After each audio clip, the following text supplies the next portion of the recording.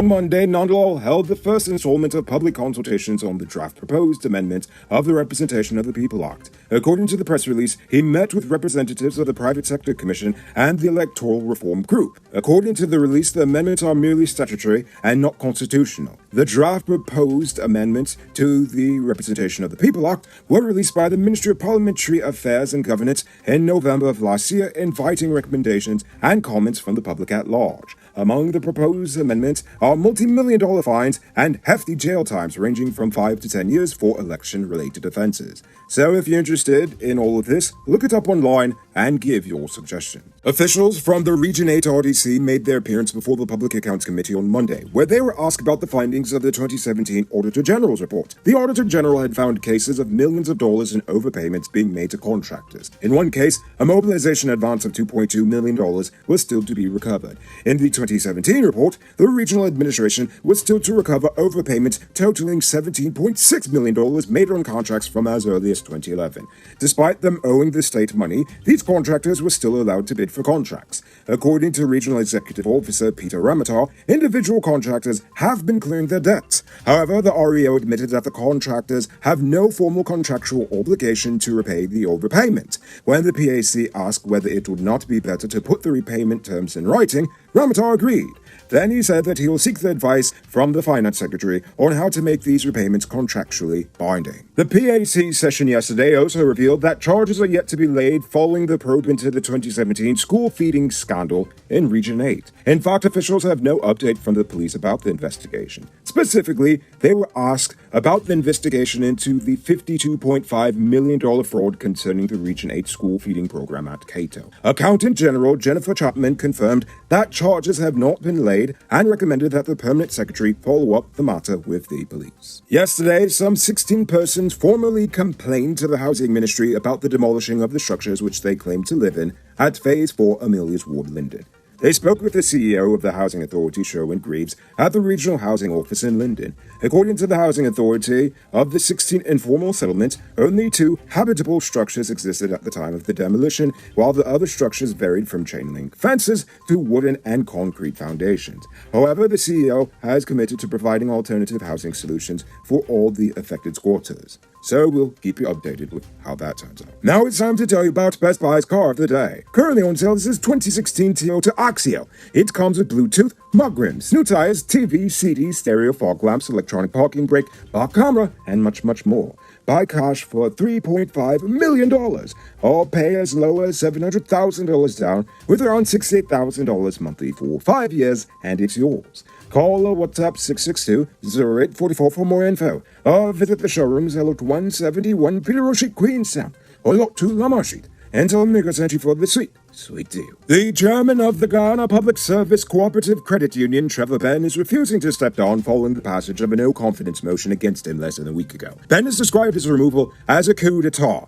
Nevertheless, the credit union's management committee argued that a number of actions by Ben ultimately led to the decision to remove him. They claimed Ben broke a confidentiality clause by discussing what they deemed as sensitive information about the credit union. According to the committee, Ben had wanted to merge the position as chairman with the post of chief executive officer of the credit union, a move they claimed would have given him significant powers. This is the second issue they had with him. But Ben claims that since 2021, he has been performing the duties of CEO unofficially, while still carrying out the duties as the elected chairman of the management committee. So he suggested that they just formally merge the positions just to make it all easy. Well, the committee said that would be illegal, so they deny the motion.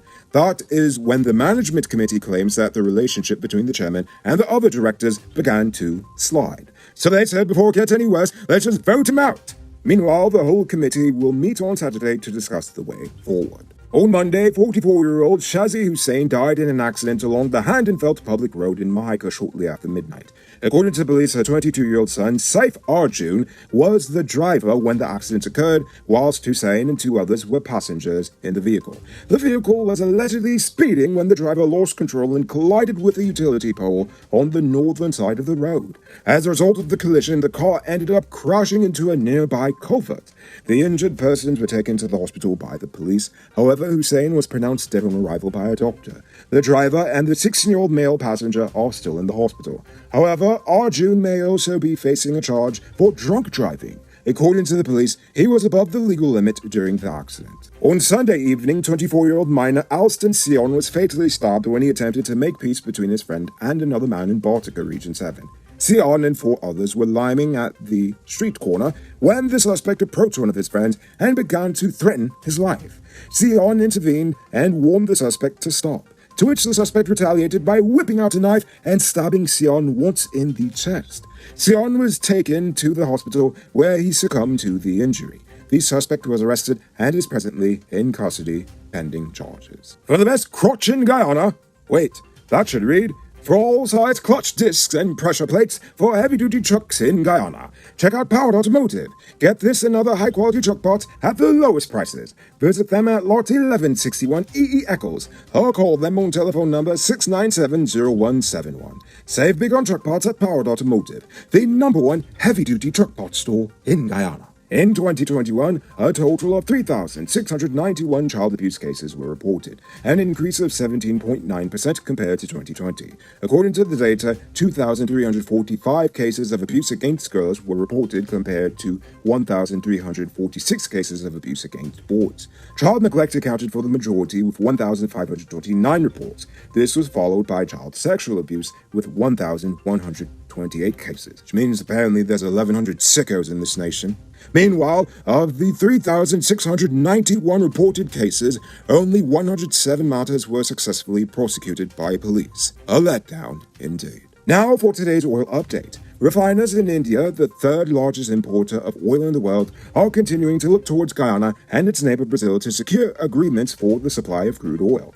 India has been pursuing a deal with Guyana to buy its leisure crude, but Natural Resources Minister Vikram Bharat said he doesn't support such a bilateral agreement since the government prefers an open process for selling its crude. India imports more than 80% of its oil and relies heavily on the Middle East. The nation's gas demand is expected to increase nearly threefold from 229 million metric tons in 2018 to 607 metric tons in 2040. Nevertheless, multiple lifts of Guyana's oil were sold to Indian oil firms in the past year. It might not be robbery season, but the streets are still mean. That's why you need to get security for your home and business through Sheriff Security Service. Sheriff Security offers well-trained guards, armed and unarmed patrol, marine patrol, canine services. These people even got drones. Why? Because your safety is their highest priority.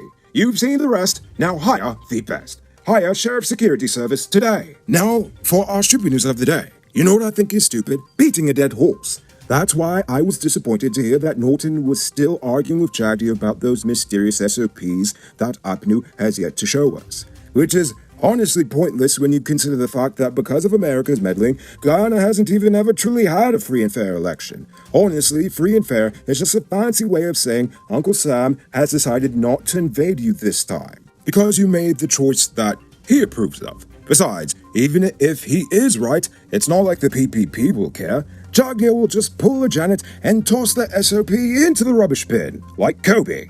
The second reason I'm disappointed in Norton is the fact that no one even cares about the 2020 election anymore. That was 2 years ago, and while he is crying about a loss in the past for his party, we, the Guyanese people, are crying out about losses right now and possibly even in the future. I mean, seriously, go on Facebook right now.